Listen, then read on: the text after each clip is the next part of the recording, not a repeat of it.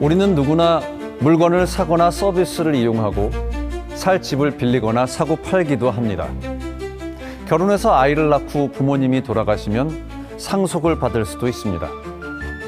사람과 사람 사이에서 일어나는 모든 법률 관계를 규율하는 생활의 법. 분쟁이 생기면 그 해결의 기준이 되어주는 국민생활기본법이 바로 민법입니다. 대한민국은 1948년 정부 수립과 함께 우리 민법을 만드는 작업에 착수했습니다. 하지만 민법의 제정과 공포는 그로부터 10년 뒤인 1958년에야 이루어졌습니다. 일제의 법령을 걷어내고 독립국가의 법 질서를 세우는 일. 그 길이 물론 쉬운 건 아니었겠지만 10년이란 세월이 걸린 이유는 무엇이었을까요? 그 10년 동안 어떤 논쟁과 고민이 오갔을까요? 우리의 손으로 우리를 위한 우리의 민법을 만들기 위해 분투했던 그 시간 속으로 들어가 보겠습니다. 해방 직전까지 이 땅의 법은 우리의 법이 아니었습니다. 일제강점기 동안 조선에는 국회가 존재하지 않았고 입법 권한은 모두 조선 총독부의 손에 있었습니다. 민법 또한 일본 법령이 그대로 적용되었고 우리의 삶을 다루는 가장 기본적인 생활법조차 우리 손으로 만들 수 없었습니다. 해방 이후 우리가 새 민법을 만들려고 했던 이유는 단지 낡은 법전을 폐기하기 위한 것이 아니었습니다. 우리 가족의 기준은 무엇인가? 이 땅에서 살아가는 사람들의 일상생활은 어떻게 규정할 것인가? 이러한 질문들에 우리 스스로 답하기 위한 과정이었습니다. 민법은 우리의 일상과 행동에 보이지 않게 작동하는 생활의 법입니다. 따라서 민법을 새로 만든다는 것은 우리 국민을 위한 생활 법률 체계를 다시 만드는 중요한 일이었습니다. 광복 이후 자주 독립국가가 되었다면 그 다음 단계는 우리의 법 체계와 질서를 세우는 일이었습니다. 이것은 단순한 입법의 문제가 아니라 민족적 과제이자 진정한 독립에 이르는 과정이었습니다. 여러분, 아시다시피 우리나라는 법전 편찬 사무가 대단히 긴급합니다. 해방 이후 만 4년이 되어 오지만 아무것도 형법, 민법 몇 조 찾는 것도 일제의 잔재입니다. 이것을 하루바삐 쓸어내야 합니다. 우리나라에 자주한 법률이 있고 우리의 독특한 법률이 있어야 합니다. 만일 하루바삐 일제의 잔재를 쓸어내지 못한다면 이는 우리 민족적인 큰 모욕이라고 생각합니다. 1948년 7월 17일 대한민국 헌법이 제정 공포되고 정부가 수립되자 정부는 곧바로 법전 편찬 사업에 들어갑니다. 그해 9월 15일 대통령령 제4호에 따라 법전 편찬위원회가 조직되고 12월 15일 마침내 민법전의 기초 작업에 들어갑니다. 해방 이후 새로운 나라의 민법전을 만들기 위한 기초 작업이 시작되었고 위원들은 불철주야 작업에 매진했습니다. 우리들은 매일 오후 1시에 점심을 먹고 2시부터 5시까지 대법원에서 꼭 일을 하고 있습니다. 그래서 이와 같이 일을 해서 형법과 민법은 9월 달에 탈고가 될 것입니다. 지금 80여 명이 일에 분주하고 있는데 밤 2, 3시까지도 기초하고 있는 형편인데 만일 이 시일을 지연한다면 금년 9월 달도 외정 법률을 그대로 쓸 것이요 내년에도 쓸 것입니다.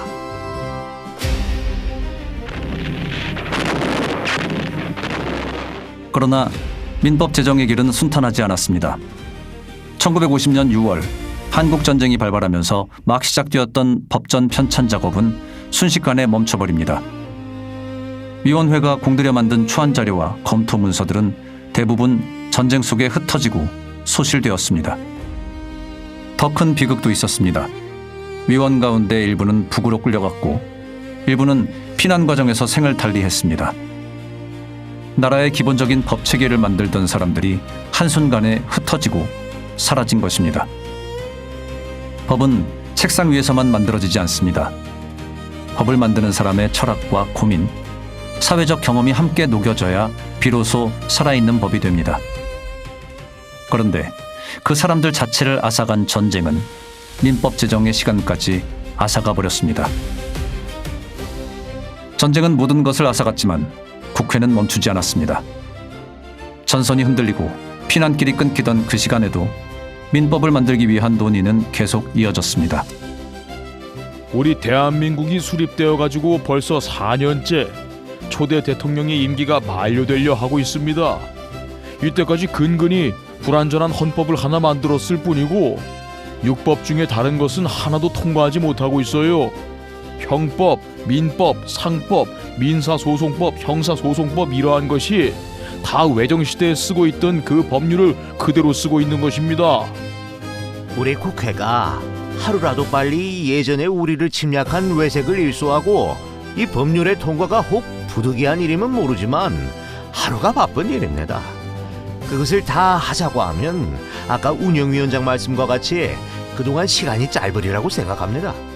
불철주야 해야 된다고 생각합니다. 이 법은 우리가 신속한 기간 내에 곧 해야 할 당면 문제라고 생각해서 우리가 하루바삐 해야 되리라고 생각합니다. 1953년 7월 4일 마침내 민법 초안이 완성됩니다. 4년 7개월이 걸린 고난의 작업이었습니다. 그 뒤로는 심의의 시간 그리고 치열한 논쟁이 시작됩니다. 1954년 10월 26일 완성된 민법 초안이 국회에 공식 제출되고 법제사법위원회로 회부됩니다.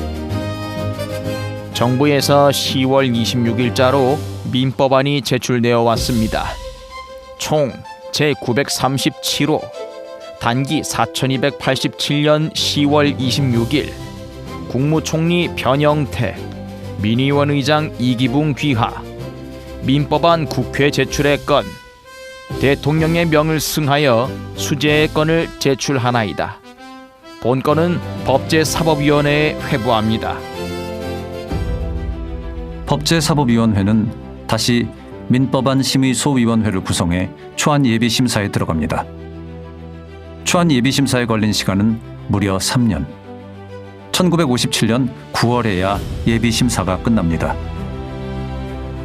단일 법안 심의에 3년이라는 시간은 그 자체가 기록으로 남을 만큼 이례적인 여정이었습니다. 총 1150개 조문에 대하여 840개 조는 원안 유지, 269개 조는 수정으로 결론이 났습니다. 또한 38개 조는 삭제되고 8개의 조문이 새로 신설됩니다. 그렇게 다듬고 또 다듬은 최종안은 총 1130개 조문으로 구성된 대한민국 최초의 민법전의 형태를 갖추게 됩니다.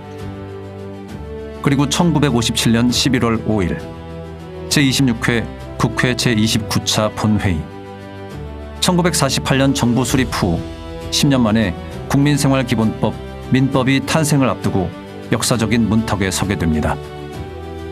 의사일정 제3항 민법안을 상정합니다.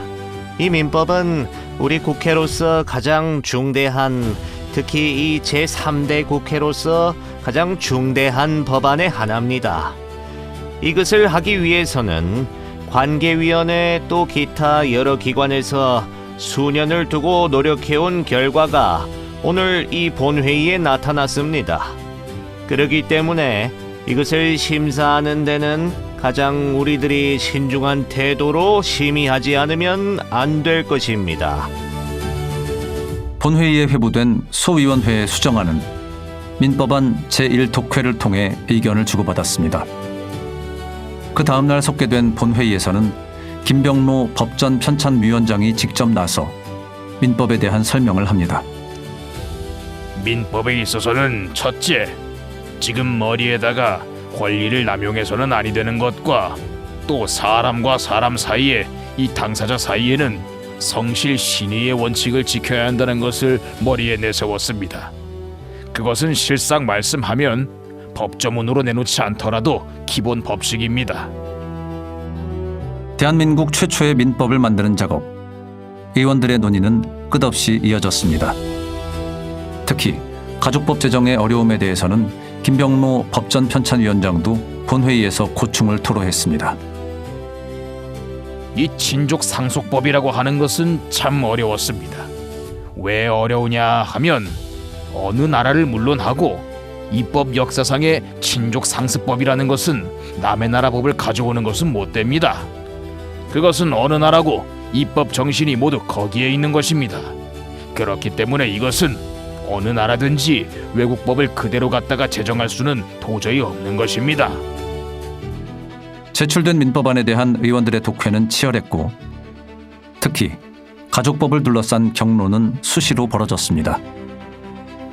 요즘 어제부터서 소위 해발의 기회라는 경기고 여28의 동창생들이 모인 단체가 선두에 서가지고 여권을 보호해달라.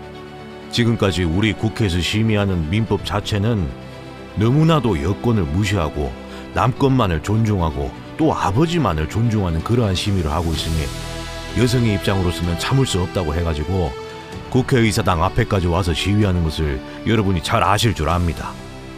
우리 남성들은 여성된 입장을 충분히 이해하고 또 헌법에 규정한 남녀 평등의 그 원리와 정신이 무엇인가를 충분히 이해하셔가지고 이 친권 행사에 있어서는 부모가 공동하게 행사해야 되겠다는 이 수정안을 찬동해 주시기를 간절히 빌어마지 않습니다. 친권 행사하는데 부모가 의견이 맞지 않을 경우에는 어떻게 합니까? 의원이 심히 걱정하시는 것은 아버지 혹은 어머니가 합의가 안 되면 그것을 어떻게 처리할 것이냐 하는 것을 걱정하시는 것 같은데, 이것은 우리가 친권을 행사할 때 있어서는 서서민법 마찬가지로 협의가 잘 안 될 때에는 아버지 의견을 따라간다고 하는 것을 법률상으로 규정하지 않더라도 부모가 친권 행사에 있어서는 사전 협의가 충분히 있을 것입니다. 그러면 그렇게 안 될 때에는 법률로서 해결해야 될 것이 아닙니까? 그러면 서서민법처럼 단서를 넣어요. 부모에게 공동으로 친권을 주자는 안은 재석 106인의 찬성 21표, 반대는 한 표도 없이 찬성이 과반 이하가 되어 미결되었고 아버지에게 먼저 주고 어머니에게는 그 다음 주자는 안으로 결정되었습니다. 당시의 보수적인 시대상을 잘 보여주는 장면입니다. 오랜 시간 심의를 거친 민법안은 마침내 1957년 12월 17일 국회에서 의결됩니다. 성원이 되었습니다. 이렇습니다. 민법안을 제3독회는 생략하고 자구 수정 각 조문에 제목 붙이는 것, 또 조문의 배열 정리, 또 제763조에 누락되는 점, 이런 것을 법제사법위원회에 일임하고 여기서 전문 통과시키자는 것입니다. 그러면 표결합니다. 재석 원수 108인, 가의 92표, 부의 1표로 가결되었습니다. 그리고 이듬해 1958년 2월 22일 법률 제471호 대한민국 최초의 민법전이 정식으로 공포됩니다. 당시 정부는 공포식 행사를 열어 민법 제정을 국가적 행사로 기념했습니다. 이것은 단순한 법률 하나의 제정이 아니라 독립국가 대한민국이 비로소 우리 생활 법률의 근간을 세웠다는 민족적 자존감을 선포한 것이었습니다. 1958년 제정된 민법전은 총 1139개 조문으로 구성되었습니다. 이 가운데 본문이 1111개조, 그리고 제도의 시행 규범을 담은 부칙이 28개조, 비로소 완전한 체계를 갖춘 단일 민법전이 탄생하는 것입니다. 또한 부칙 제28조에 따라 이 법은 1960년 1월 1일부터 시행되며 대한민국 국민의 일상 속으로 들어오게 됩니다. 당시 신문들은 이를 남녀평등 구현, 구관습 타파, 해방 이후 처음으로 이뤄낸 자주적 민법전이라고 보도했습니다.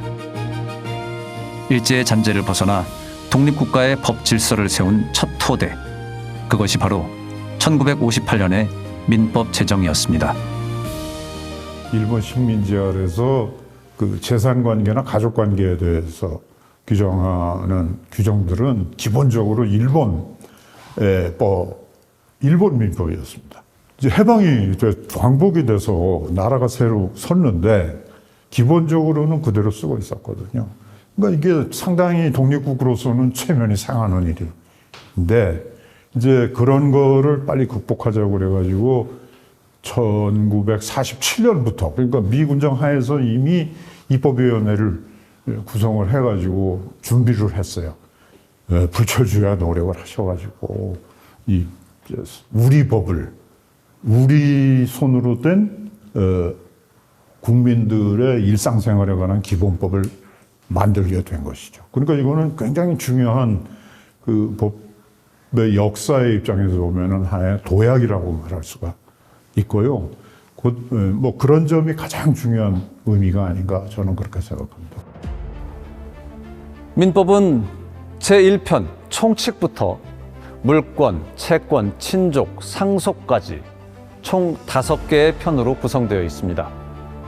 민법의 두 기둥을 재산법과 가족법이라고 하는데요. 물권과 채권은 재산에 관한 법이고 친족과 상속은 가족에 관한 법입니다. 즉, 민법은 우리들의 경제 생활과 가족 생활을 규율하는 법인 것입니다. 민법은 기본적으로 서양의 근대 정신을 담고 있습니다. 우리나라에 근대적인 민법이 들어온 건 일제강점기 때인데요. 서양 문물을 빠르게 받아들인 일본의 민법은 프랑스 민법의 영향을 많이 받았습니다. 우리 민법은 일본 민법을 기초로 했지만 그동안의 문제점들을 반영해 수정하고 프랑스 민법뿐만 아니라 독일 민법, 스위스 민법 등 여러 나라의 민법을 참고해 만들어졌습니다. 그렇다면 우리 민법은 프랑스, 독일, 일본 민법과 무엇이 어떻게 다른 걸까요? 민법은 단순한 법률이 아니라 그 나라가 사람과 사회를 어떻게 바라보는가를 압축적으로 보여주는 생활 방식의 지도입니다. 서양의 근대 민법 전통은 개인의 권리와 계약의 자유를 가장 중요한 출발점으로 삼습니다. 이른바 근대 시민사회의 법적 기초가 민법에서 출발한 것입니다. 프랑스 민법은 1789년 프랑스 혁명의 정신에서 유래한 법입니다. 그래서 간결하고 선언적인 조문이 많고 개인의 자유와 의사결정을 폭넓게 인정하는 특징이 있습니다. 반면 독일 민법은 보다 학문적이고 체계적입니다. 개별 조항보다는 원칙과 논리 구조를 먼저 세우고 그 원칙을 다양한 사례에 적용하는 방식으로 발전했습니다. 프랑스 민법은 자유를 강조하는 반면 독일 민법은 사회 구조와 삶의 질서를 강조하는 민법이라고 할 수 있습니다. 일본은 근대화 과정에서 이 두 법 체계를 모두 수용했습니다. 입법 초기에는 프랑스식 자유주의를 반영했지만 이후 독일식 체계를 더 많이 수용해 실무 중심의 절충형 민법을 만들었습니다. 우리 민법은 일제강점기에 일본 민법이 사실상 그대로 적용되면서 출발점을 일본 민법에 들 수밖에 없었습니다. 그러나 1958년 민법 제정 과정에서는 단순한 답습이 아니라 한국 사회의 현실을 반영하는 재구성 작업이 진행됩니다. 우리 민법은 프랑스의 자유주의 모델, 독일의 체계적 원칙주의, 스위스 민법의 인간중심적 해석까지 반영해 생활 속에서 작동하는 법을 목표로 만들어졌습니다. 일본 법이라는 법 자체가 민법이 불란서법, 독일법 그것을 태반이 갖다가 그대로 번역한 것이라 말이에요. 사실상으로 이 우리 민법에 취한 주의가 불란서주의, 즉 일본의 민법이나 또는 독일의 절대적 형식주의나 그보다 오히려 우수하다고 나는 혼자 믿기 때문에 이 법안이 그와 같이 편찬을 하게 된 것입니다. 민법은 국가가 아닌 사람과 사람 사이의 관계를 다루는 법입니다. 물건을 사고 팔고 돈을 빌리고 갚고 일가친척의 범위를 정하고 가족이 재산을 나누는 모든 생활에 적용되는 법. 그것이 바로 민법입니다. 민법은 사인, 즉 개인 간의 재산상 신분상 권리와 의무를 규율하는 법입니다. 법률적으로 말하면 민법은 법률 관계의 실제 모습을 정하는 실체법이자 국가의 강제력이 개입하기 전에 사회 스스로의 질서를 유지하는 사법의 원칙을 가지고 있습니다. 그렇다면 민법을 움직이는 가장 기본적인 원칙은 무엇일까요? 첫째, 사적 자치의 원칙. 계약은 자유롭게 맺을 수 있다는 말처럼 국가는 개인의 의사와 약속을 존중합니다. 다만 그 자유는 사회 질서와 선량한 풍속 안에서만 허용됩니다. 그래서 이 원칙은 사회적 조정의 원칙과 함께 작동합니다. 둘째, 소유권 절대의 원칙. 자신의 재산은 스스로의 의사에 따라 지배할 수 있다는 원칙입니다. 하지만 절대적 권리라 해도 남에게 피해를 주거나 공익을 해치는 경우에는 제한을 받습니다. 즉, 나의 소유는 사회 속에서만 온전합니다. 셋째, 과실 책임의 원칙. 잘못이 있어야 책임이 따른다는 뜻입니다. 우연이나 불가항력에 의한 일까지 책임지게 하지 않는 것이죠. 법은 인간에게 완벽을 요구하지 않습니다. 다만 자신의 과실에 대해서는 책임을 지라는 것입니다. 그리고 마지막으로 민법의 모든 규정을 관통하는 신의 성실의 원칙. 신의에 쫓아 성실히 행동하라. 이 짧은 한 문장은 모든 민사관계의 최종 기준입니다. 계약과 거래, 약속과 분쟁, 그 어디서든 신의 성실은 법의 정신이자 인간관계의 기본 기준으로 작동합니다. 이 네 가지 원칙은 법조문 속 문장이 아니라 국민의 일상과 거래, 가족관계의 밑바탕이 되는 생활의 철학이기도 합니다. 민법은 이렇게 인간의 약속을 지키고 사회가 스스로 균형을 유지하도록 돕는 생활의 법으로 자리 잡았습니다. 민법의 3대 원칙이라고 하면 근대 민법전들이 가지고 있는 3대 원칙을 다 가지고 있는데요. 첫 번째는 소유권 보장의 원칙이고요. 두 번째는 사적 자치의 원칙, 그리고 세 번째는 과실 책임의 원칙. 이렇게가 보통 민법의 3대 원칙이라고 하고 이것을 근간으로 해서 여러 제도들이 설계가 되어 있습니다. 재산권을 절대적으로 존중해줘야 된다라는 것은 우리가 당연히 생각하고 있는 사유재산제의 근간이 되고 있고요. 그리고 사적 자치 같은 경우는 계약을 체결하는 전제가 되는 것입니다. 그리고 손해가 발생했을 때 그것을 어떻게, 그 책임을 어떻게 분산할 것이냐의 문제는 과실 책임의 원칙을 기본으로 해서 제도들을 설계하고 있거든요. 이렇게 생각해 보면 자본주의를 기초로 하는 우리의 경제 체제를 움직이는 게 민법이구나라는 걸 이해하실 수 있을 겁니다.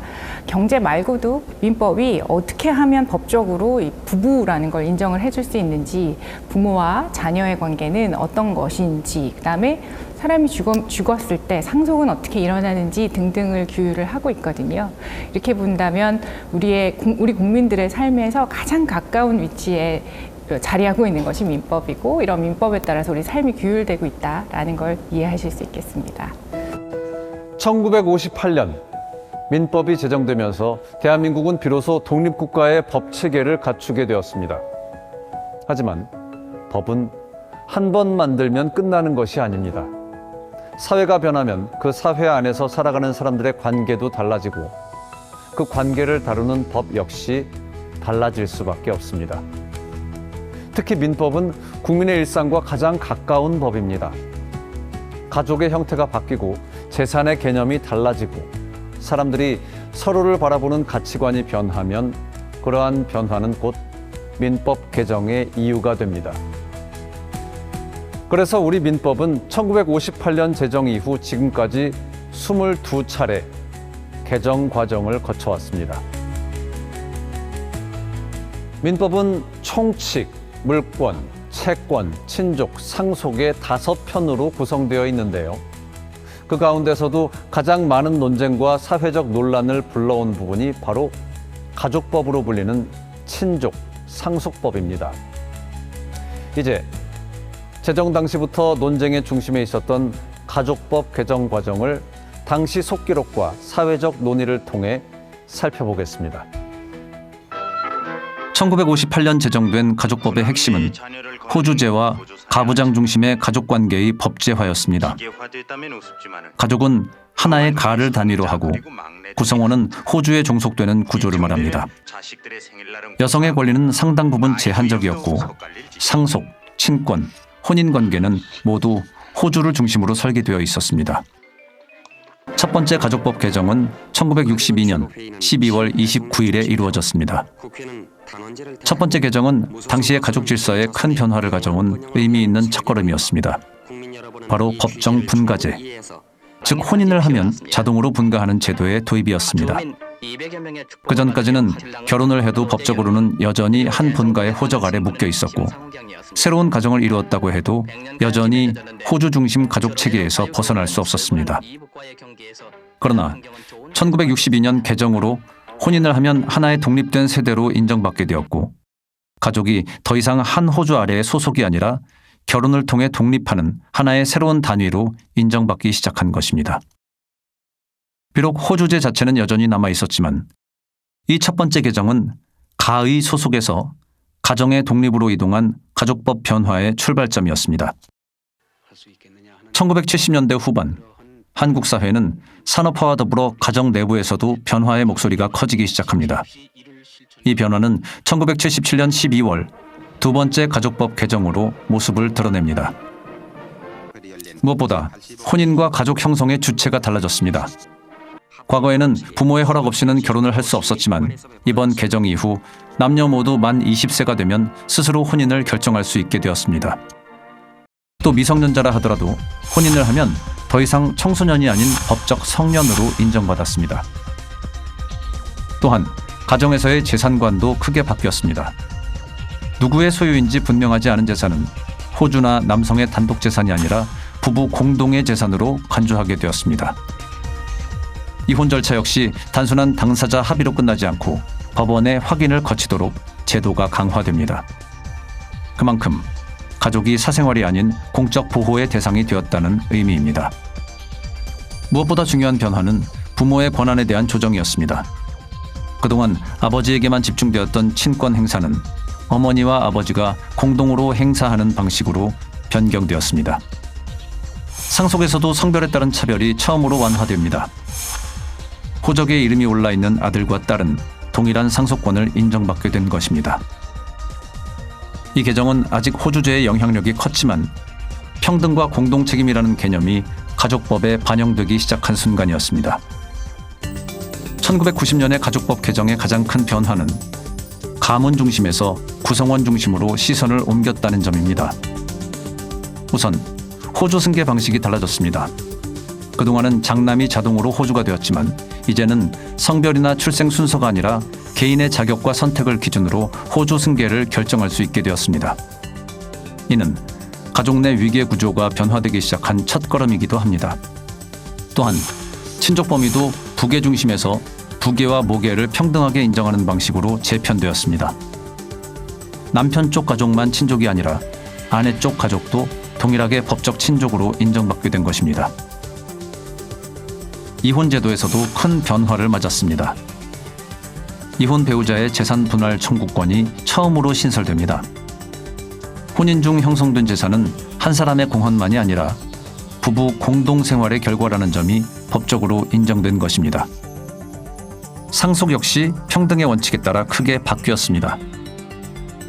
이전에는 아들과 딸, 장남과 차남, 기혼과 미혼에 따라 상속 비율이 달랐지만 법 개정 이후에는 성별, 서열, 혼인 여부와 관계없이 모든 자녀가 같은 몫을 상속받을 수 있게 되었습니다. 부부의 생활경제 부분도 달라집니다. 가정생활 비용은 남편이 책임진다는 보수적인 명문 규정은 사라지고 부부가 공동으로 책임을 진다는 조항이 명시됩니다. 1990년 개정은 아직 호주제가 유지되던 시기였음에도 불구하고 가족의 법적 중심이 호주가 아니라 가족 구성원들에게 이동하기 시작했다는 점에서 우리 가족법의 패러다임이 전환된 순간이었습니다. 2005년 3월 31일 가족을 바라보는 민법의 대원칙이 획기적으로 바뀐 역사적인 날이었습니다. 이날 대한민국은 100년 넘게 유지되어 온 호주 제도를 폐지했습니다. 호주제라고 하는 것은 호주, 그러니까 집안의 가장 어른, 가장을 중심으로 해서 나머지 가족들이 그 호주에 복속되는, 복종하고 속하는 그런 관계다라고 기율을 하는 것이 호주 제도였고요. 호주는 집안의 제일 어른 남자, 그러니까 아버지, 할아버지가 계시면 할아버지가 이제 호주가 되고 나머지 가족들은 그 호주의 호적에 입적하는 그런 관계가 되는 것입니다. 근데 이 호주는 장남을 위주로 해서 승계가 되는 그런 제도였기 때문에 예를 들어 아버지가 돌아가시면 어머니가 호주가 되는 게 아니라 밑에 장남이 호주가 돼서 어머니는 이 장남한테 속하는 그런 관계가 되는 것이고요. 집안에 딸이 있었다라고 하면 이제 아버지 호적에서 나와서 남편 호적에 입적하게 되는, 그래서 출가외인이라는 얘기를 아마 예전 세대 분들은 많이 들으셨을 텐데 그게 거기서 유래되는 말입니다. 누가 집안의 가장이 되는지, 어떻게 집안이 구성되는지, 그리고 이제 호주한테는 제사를 잘 지낼 수 있게 상속도 조금 더 주고 그랬었거든요. 이런 것들을 다 법으로 정해놓았던 게 호주제입니다. 호주제 폐지의 결정적인 계기는 그해 2월 3일 헌법재판소가 내린 호주제 헌법 불합치 결정입니다. 헌법재판소는 이 제도가 개인의 존엄과 평등권을 침해한다고 판단했습니다. 첫 번째로 호주제를 폐지합니다. 호주에 관한 규정과 입적 등의 규정을 삭제하는 한편 호주와 가의 구성원의 관계로 정의된 가족에 관한 내용을 새롭게 규정을 했습니다. 둘째, 자녀의 성과번은 아버지의 성과번을 따르는 것을 원칙으로 하되 혼인 신고할 때 부모의 협의에 따라 모의 성과번도 따를 수 있도록 바꿨습니다. 그리고 자녀의 복리를 위해서 자녀의 성과번을 바꿀 필요가 있을 때에는 법원 허가를 받아서 이를 바꿀 수 있도록 했습니다. 이제 민법 일부 개정 법률안 대안을 의결하도록 하겠습니다. 투표 결과를 말씀드리겠습니다. 재석 235인 중 찬성 161인, 반대 58인, 기권 16인으로서 민법 일부 개정 법률안 대안은 가결되었음을 선포합니다. 호주제 문제가 세 가지가 있는데요. 한 가지는 부가 입적 제도라고 해서 태어나면 무조건 아버지 호적에 올라가야 되고 결혼하면 남편 호적에 올라가야 됩니다. 두 번째는 부성 강제 조항이라고 해서 태어나면 무조건 아버지 성을 따라야 되는 거죠. 그리고 세 번째가 호주 승계 순위가 굉장히 남성 우선적으로 되어 있습니다. 구체적으로는 아들, 딸, 처, 어머니, 며느리 이렇게 순서가 돼 있어서 심지어는 할머니가 어린 손자 호적에 올라가는 그런 우스꽝스러운 일도 있었습니다. 그런데 실질적으로 이제 문제가 되는 것은 딸만 있는 그 당시 한 220만 가구가 이제 마음의 상처를 안게 되고요. 그다음 더 큰 문제는 재혼한 가정의 자녀들 문제입니다. 재혼을 하게 되면 그 새로 아버지 성하고 다르게 되잖아요. 그럼 아이들이 놀려먹는다든가 또 결손가정이란 낙인을 찍게 돼요. 그래서 심지어는 아이들이 어리면 가출 신고를 한다든가 사망 신고를 해서 새로 아이가 태어나는 것처럼 해서 새아버지 성을 따르는 그런 슬픈 일도 이렇게 종종 있었습니다. 그래서 이런 문제점을 해결하기 위해서는 호주제가 폐지돼야 된다 생각해서 6개 모두가 힘을 합쳐서 했고 국회가 통과시킨 거죠.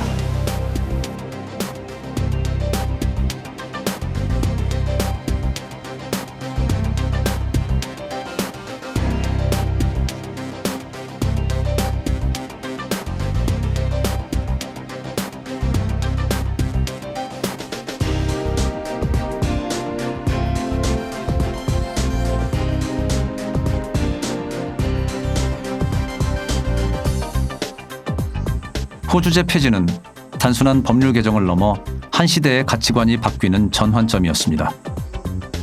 그러나 그 과정은 순탄치만은 않았습니다. 여론 역시 둘로 나뉘었습니다. 법 앞에서 성별로 서열이 나뉘는 시대는 끝나야 한다는 목소리와 수천 년 내려온 관습을 하루아침에 없앨 수 없다는 목소리가 격렬히 맞섰습니다.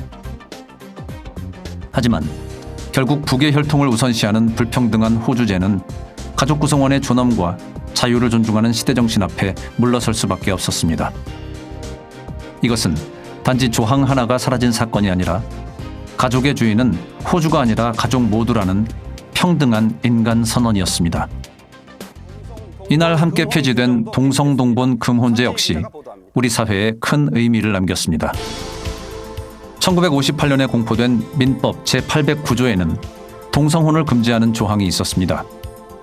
같은 성과 같은 본을 가진 사람은 혈족이 아니어도 결혼할 수 없도록 한 이 제도는 정통적인 혈통 개념을 법으로 강제한 것이었습니다.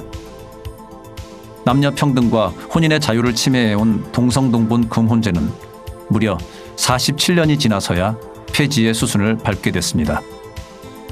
오랫동안 미풍양속과 가족 제도를 지킨다는 명분 아래 수많은 동성동본 부부들이 고통받아 왔습니다. 결국 동성동본 부부 8쌍이 동성동본 금혼 규정이 부당하다며 헌법 소원을 제기하면서 공론화됐습니다. 1997년 헌법재판소는 이 조항이 더 이상 사회 현실에 맞지 않고 헌법이 보장하는 개인의 존엄과 혼인의 자유를 침해한다고 판단했습니다. 또 성과 본을 기준으로 결혼을 막는 것은 남녀 평등에도 어긋나고 정당한 공익 목적도 없다고 보았습니다.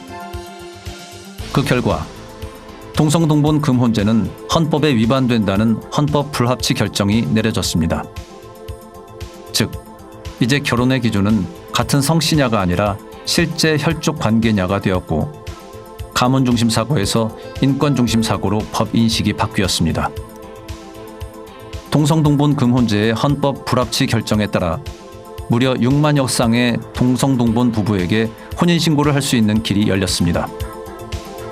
제5차 가족법 개정을 계기로 민법상의 개별 권리도 세심하게 다듬어졌습니다. 여성에게만 적용되던 재혼 금지 기간이 폐지되었고 혼인 취소 제도도 현실적으로 조정되었습니다. 자녀 양육과 친권 문제는 부부 누구의 권한인가가 아니라 자녀의 복리를 최우선으로 판단하도록 바뀌었습니다. 혼인 취소든 이혼이든 부모가 갈라지는 사유가 무엇이든 아이와의 관계는 보호받아야 한다는 새로운 양육관이 자리 잡은 것입니다. 2005년 가족법 개정은 단지 일부 조문의 수정이 아니라 대한민국 가족의 법적 정의와 관계 자체를 바꾼 일대 혁명적 사건이었습니다. 가를 위한 법에서 가족 구성원 개개인을 위한 법으로 가부장 중심의 시대에서 평등과 인권 중심의 시대로 우리 가족 공동체가 나아가야 할 방향을 제시했습니다. 호주제 폐지 이후 가족법 개정은 가정의 안정적 영위와 함께 가족 구성원의 삶을 보호하는 방향으로 계속 진화해 왔습니다. 친권과 상속 규정은 한층 더 세밀하게 정비됐습니다. 이혼 후 자녀의 면접 교섭권 역시 부모의 권리가 아니라 아이의 권리라는 관점으로 다시 정의되었습니다. 이와 함께 민법은 사실혼, 한부모 가정 등 현대사회의 다양한 가족 형태를 제도 안으로 포용하기 시작했습니다. 2022년에는 성년 연령이 18살로 조정되면서 가족 내부의 의사결정 권한 역시 부모 중심에서 개인의 독립성으로 이동했습니다. 이와 더불어 코로나19 이후 디지털 기술 발전과 비대면 사회 정착이라는 현실에 맞춰 전자계약과 온라인 증거 능력에 대한 규정도 개선됐습니다. 2005년 이후의 개정은 가족을 소속 단위에서 관계와 권리의 단위로 바꾸는 과정이었습니다. 민법이 새로운 생활 방식과 가족의 다양성을 본격적으로 받아들이기 시작한 시기였습니다. 2024년 8월 28일 국회 본회의는 우리 가족법의 방향을 또 한 번 바꾸는 중요한 결정을 내렸습니다. 바로 부양 의무를 다하지 않은 부모의 상속권을 제한하는 일명 구하라법이 6년 만에 국회를 통과한 것입니다. 그동안 우리 상속법은 혈연만을 기준으로 상속권을 인정해왔습니다. 하지만 실질적으로 양육과 돌봄을 하지 않은 부모가 자녀가 사망한 뒤에 오히려 상속을 요구하는 사건들이 반복되며 사회적 공분이 커졌습니다. 구하라법은 상속의 기준을 혈통이 아니라 책임으로 다시 정의한 것입니다. 법의 잣대가 누가 피를 나눴는가에서 누가 함께 살았는가, 누가 양육했는가로 바뀐 중요한 순간이었습니다. 이번 개정은 가족의 의미가 혈연이 아니라 관계와 돌봄에 있다는 것을 우리 민법이 처음으로 분명하게 확인시켜준 계기가 됐습니다. 민법 일부 개정 법률안 대안은 가결되었음을 선포합니다. 가장 많이 변한 게 이 가족법.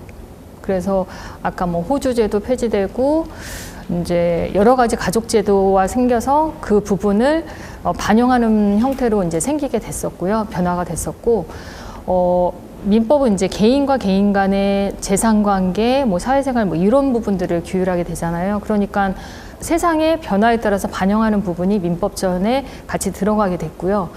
그 다음에 우리 민법을 이렇게 쭉 돌아보면 그냥 이제 사적 자치의 원칙에 인해서 그냥 개인과 개인 간의 관계만을 규율한 게 아니라 사회적 약자를 보호하는 형태로도 같이 개정이 됐어요. 그래서 예전에는 이제 뭔가 의사를 결정할 능력이 미약하신 분이나 없으신 분들은 이제 금치산자, 한정치산자라고 불러서 그렇게 있었는데 지금은 성년 후견인 제도가 민법에 들어와 있어요. 그래서 의사를 좀 결정하기 좀 어려우신 분들에 대해서 성년 후견인이나 한정 후견인이 선임돼가지고 이런 의사결정 능력을 보완할 수 있는 부분도 개정이 됐고요. 그래서 민법은 변화되는 사회 현상을 반영하기도 하고 그 다음에 사회적 약자를 보호하기도 위한 방향으로 변하기도 했습니다. 대한민국 민법은 67년 만에 가장 큰 변화를 앞두고 있습니다. 1958년 제정된 이후 가족법 일부가 개정되긴 했지만 국민 생활의 대부분을 차지하는 계약이나 거래 영역은 사실상 제정 당시와 별반 차이가 없었습니다. 사회와 경제는 엄청난 발전을 거듭했지만 법이 그 변화를 따라가지 못하고 그 결과 현실과 법 사이의 괴리가 더욱 커졌다는 지적이 이어졌습니다. 이 문제를 해결하기 위해 법무부는 2023년 민법 개정위원회를 구성했고 그 첫 단계로 국민 생활과 가장 밀접한 계약법 200여 개 조항에 대한 전면 재검토에 들어갑니다.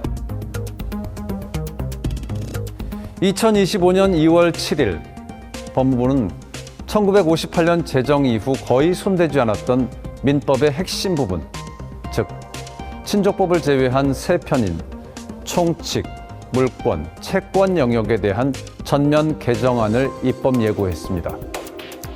이번 개정은 단순히 조문 정리가 아니라 67년 만에 이루어지는 첫 대규모 체질 개선이라고 할 수 있습니다.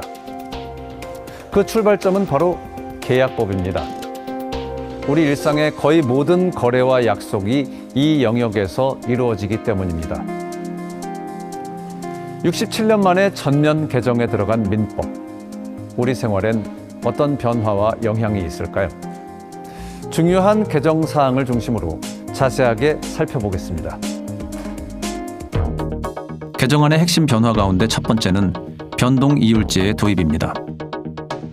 현행 민법 제379조는 이자 있는 채권의 이율은 다른 법률의 규정이나 당사자의 약정이 없으면 연 5푼으로 한다고 규정되어 있어 그동안 법정 이율은 연 5%로 고정되어 있었지만 이제는 한국은행 기준금리와 시장금리, 물가 변동 등 경제 상황에 맞춰 대통령령으로 조정될 수 있도록 바뀝니다. 이는 글로벌 스탠더드를 반영해 경제 상황에 탄력적으로 대응하고 금리 변화에 따른 불공정 문제를 완화하고 채권자와 채무자 간의 균형을 맞추자는 게 도입 취지입니다. 두 번째 변화는 부당한 간섭에 의한 의사표시 조항의 신설, 이른바 부당위압 법리 도입입니다. 이른바 가스라이팅에 있는 관계나 종교 지도자와 신도, 간병인과 환자 등의 관계에서는 심리적으로 취약한 상태인 자가 상대방에게 강하게 의존된 상태에서 그 영향으로 의사표시를 할 수 있습니다. 기존의 착오 취소 또는 사기 강박에 의한 취소 규정으로 보호하기 어려운 공백이 있어 미국, 영국, 네덜란드 등 다수 국가가 채택하고 있는 부당위압 법리를 도입하여 부당한 간섭에 의한 의사표시를 취소할 수 있게 하였습니다. 쉽게 말하면 뭔가 그루밍을 당해서 내가 심리적으로 의사적으로 좀 지배를 당해서 원래 의도하지 않은 의사 표시를 했을 때 그거를 부당 위압의 법리라고 합니다. 이제 뭐 구체적으로 얘기하면 뭐 종교 지도자와 신도 사이의 관계에서 민법에서는 사기에 의한 법률행위 또 강박에 의한 법률행위 뭐 이런 부분들은 취소를 할 수가 있어요. 그런데 내가 심리적으로 지배를 당해서 뭔가 의사 표시를 해서 법률행위가 생겼다. 그러면 여기는 이거를 또 사기의 기망행위가 있는 것도 아니고 나한테 뭔가 협박을 해서 강박에 의해서 의사 표시를 한 것도 아니고 이랬을 때 이 법률행위를 어떻게 취소할 수 있는지 이런 부분이 좀 법적으로 공백이 있었던 거거든요. 그러니까 뭐 종교 지도자와 신도와의 관계 또 이제 나를 이제 간병해 주는 사람한테 좀 의지하게 되잖아요. 가족이랑 조금 뭐 관계가 많이 단절되시거나 이러면 그러면 그 분이랑 사이에서 어떤 의사 표시를 한다든지 뭐 이런 부분 아니면은 이제 뭐 연인과의 사이에서 그루밍을 당해서 뭔가 의사 표시를 한다든지 뭐 이런 여러 가지의 이제 법률적인 공백이 있어서 이런 부분을 기초로 해서 부당 위압으로 인해서 법률행위에 대한 의사 표시를 했을 때 취소할 수 있는 법리가 들어오게 된 겁니다. 세 번째는 대리권 남용에 대한 명문화입니다. 대리인이 본인을 위하는 척하면서 실제로는 자기 이익을 챙기거나 제3자와 결탁해 권한을 남용하는 경우가 적지 않았습니다. 그러나 기존 민법에는 이 문제에 대한 명문 규정이 없어 대부분 판례에 의존해 왔습니다. 이번 개정으로 상대방이 이런 남용 시설을 알았거나 중대한 과실로 알지 못한 경우 그 계약 자체가 효력을 잃게 됩니다. 이제 법은 대리권 남용을 처음으로 조문 수준에서 분명하게 금지하고 있습니다. 또한 중내 통설과 판례가 이행불능의 효과로 인정하여 온 대상 청구권에 관한 명문 규정을 신설하였습니다. 대상은 채무 이행불능으로 채무자가 얻는 경제적 이익을 말합니다. 원래 받게 돼 있었던 것을 못 받게 될 때 이것으로 가름하는 것입니다. 매매 목적물이 수용된 경우 매도인이 받는 수용보상금, 보험금 청구권 등이 해당합니다. 법적 성격의 모호성, 규정체계의 복잡성, 구제수단의 부족 등으로 국민은 물론 법률가도 쉽게 사용하기 어려운 담보 책임에 관한 규정을 근본적으로 개선했습니다. 담보 책임의 출발점을 계약 의무 위반으로 인한 책임으로 한다는 입장에서 전개되는 논리로 담보 책임이 채무 불이행 책임의 특칙임을 명확히 했고 권리, 물권 등 기존 8개의 하자 유형을 2개로 통합해 단순화했습니다. 물권, 권리의 하자가 있으면 매도인의 귀책 사유를 불문하고 구제받을 수 있도록 수단을 확충했습니다. 네 번째는 채무 불이행 개념의 확장입니다.